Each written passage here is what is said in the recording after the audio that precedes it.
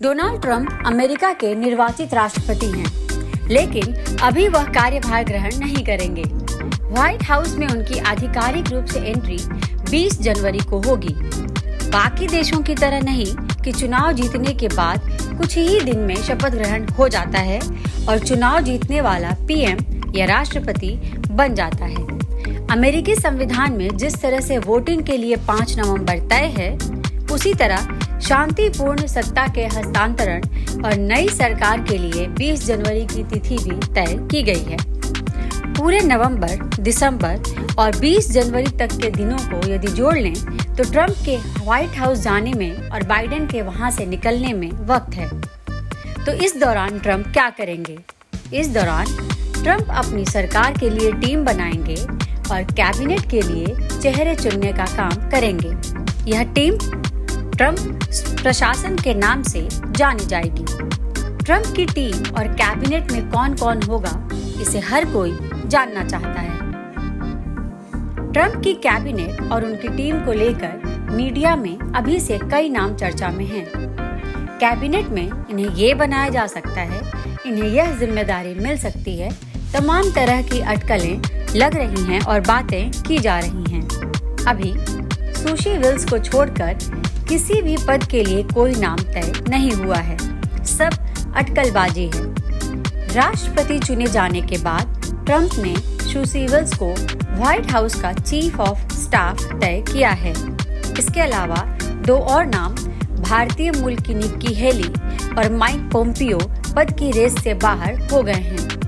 Trump ने कहा है कि ये दोनों उनके प्रशासन का हिस्सा नहीं रहेंगे। राष्ट्रपति चुनाव में ट्रंप को ऐतिहासिक जीत दिलाने में सुशी विल्स की बहुत बड़ी भूमिका रही है। पर्दे के पीछे रहते हुए उन्होंने चुनाव अभियान का पूरा खाका तैयार किया है। रैली के लिए ट्रंप को कब और कहां जाना है, किन मुद्दों पर बोलना है, विरोधी डेमोक्रेट पार्टी को घेरने के लिए रणनीति का पूरा चक्रव्यूह उन्हीं ने तैयार किया। ट्रंप की जीत में सुशी सबसे बड़ी किरदार हैं। अब चीफ ऑफ स्टाफ बनाकर ट्रंप ने उन्हें इनाम दिया है।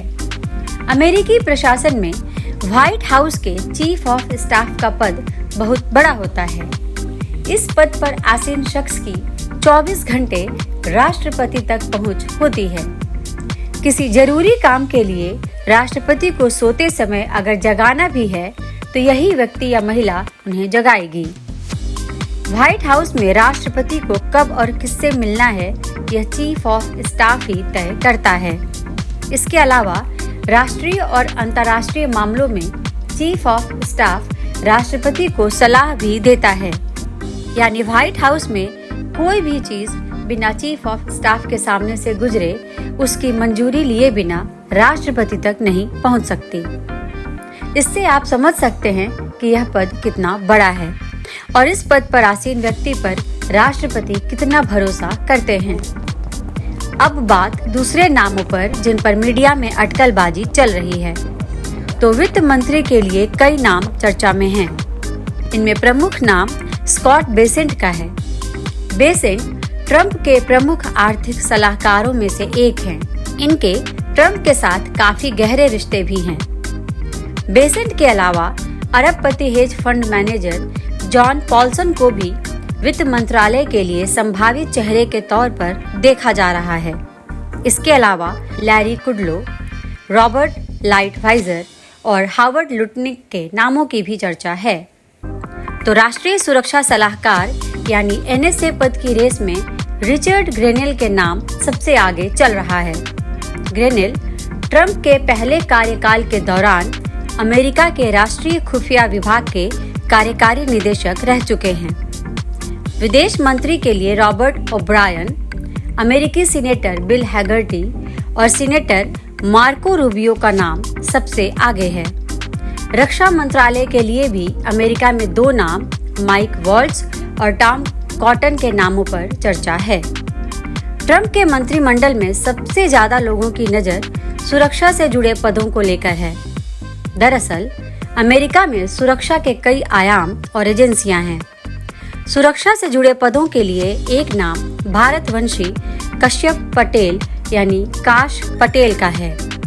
चर्चा है कि काश की निष्ठा को देखते हुए ट्रंप उन्हें CIA की कमान सौंप सकते हैं। पटेल लगातार ट्रंप के अभियान से भी जुड़े रहे हैं और ट्रंप उन पर बहुत भरोसा करते हैं। ट्रंप के पिछले कार्यकाल में रक्षा और खुफिया विभागों में पटेल अहम जिम्मेदारियां निभा चुके हैं। CIA के निदेशक पद के लिए कीथ केलॉग का नाम भी चर्चा में है।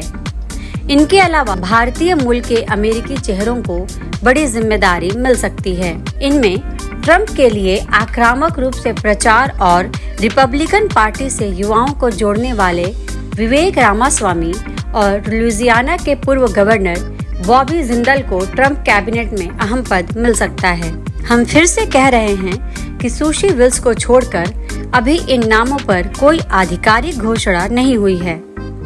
पदों को लेकर मीडिया में केवल कयासबाजी चल रही है। ट्रंप प्रशासन के महत्वपूर्ण पदों पर किसे कौन सी जिम्मेदारी मिल रही है और उनकी कैबिनेट में कौन कौन से चेहरे शामिल हो रहे हैं, इसकी आधिकारिक घोषणा कुछ दिनों बाद होगी।